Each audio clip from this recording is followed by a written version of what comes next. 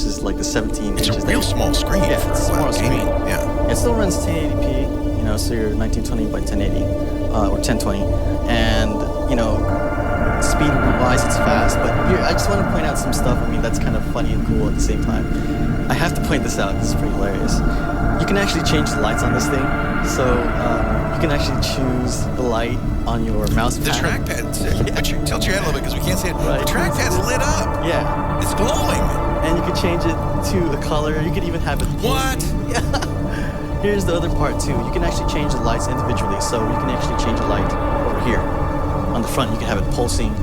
You can select that it's, you know, yellow, and then once you point it, you can actually morph the colors or have it pulse. And so I could select something like yellow. That's just silly. It's ridiculous. But I guess if you take it to a LAN party and you did spend a little extra because the Alienwares aren't cheap, you gotta have something to show for it. Yeah. Some fancy trim. Yes. How is it though as a computer? So as a computer, I mean, it does all the normal stuff that you expect. The only thing that is probably not as normal is it's running Windows 7. So, you know, everything's running Windows 8.1. Is that a disadvantage for gaming or an advantage? Not so much, because it's more of the same thing, right? Because you can still run the same thing on 8. So on 7, you're just going with the start menu. You're going to be running Steam on this thing anyway. So That's a good point. So it doesn't really matter, does it? Yeah. So the operating system kind of gets out of the way. Yeah. So the only thing now I could probably show you that's probably really important is the games. What does it look like? How does it perform?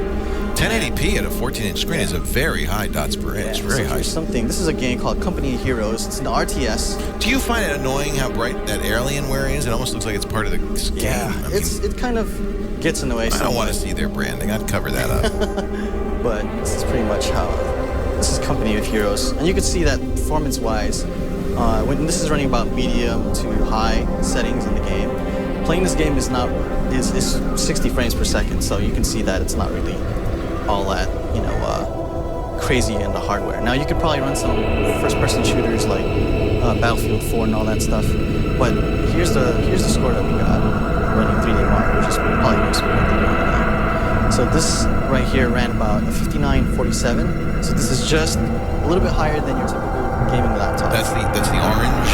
Yeah, it's the bar orange bar here. So it's about 19% better than most gaming laptops that are out there running 3D Mark. And so that's really pretty good, considering all that's in here. Now, I haven't really got a chance to talk about the specs, so I'm just going to run through it real quick. Okay. This has an i7, this has 3 USB ports, it doesn't have like a drive where you can actually pop the drive out. It's a feeding drive where you can show this. This is great. What do you mean a feeder? Like this actually has a slot drive. Oh. So you can actually... I haven't seen those in a while. Yeah, I haven't seen those in a while either, so you have to eject it through... Right, software. Through software, yeah. But for the most part, this laptop, it can run pretty much most games that you expect it to run.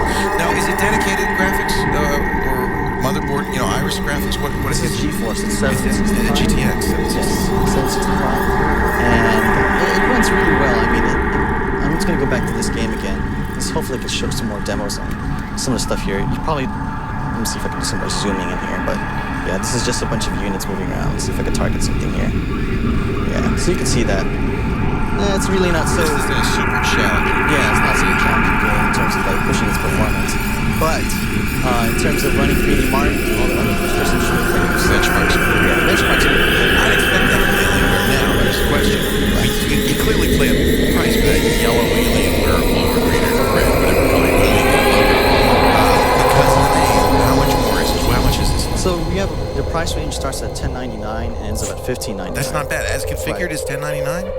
No, this one right here, this particular configuration, this one's $15.99. So this is the highest end one. Okay. This comes with 16 gigs of RAM. It has an SSD paired with a regular hard drive with 1 terabyte total. So you're looking at 256 gigabytes of SSD, and then 1 terabyte with Is it a hybrid drive or is No, it's actually 2 drives. It is 2 separate drives. Yeah. So that sounds pretty good. Let's get the pros and cons of these. So the pros, which that it has really crispy. It's really fast. The lights are customizable, and it has tons of ports and inputs. On the con side, you're looking at a 14-inch screen, 17 inches for gaming laptops, and it has a weird Blu-ray, feeder slot thing that you're waiting for, obviously. Right. But other than that, it's a very solid laptop. And in the end, I would give this, just based on its price alone and the amenities that it Find out more about this fantastic offer by clicking the link in the description.